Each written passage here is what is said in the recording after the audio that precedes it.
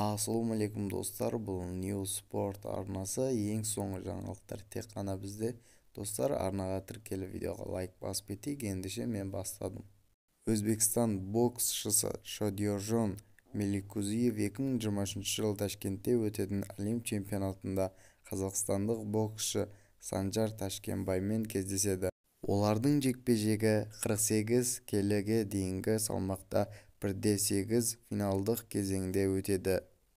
Боксшылар 2023 жылы Бангкок қаласында Таиландта өткен бокстан 22 жасқа дейінгі Азия чемпионатының финалында жұдырықтасқанда Ташкенбай шешімімен жеңіске жеткен еді. Келесі жекпе-жегім қазақстандық боксшыға қарсы болмақ. Біз оны жастар арасындағы Азия чемпионатының финалында кездестірдік. Одан кейін ұпай саны бойынша жеңіліп қалдым.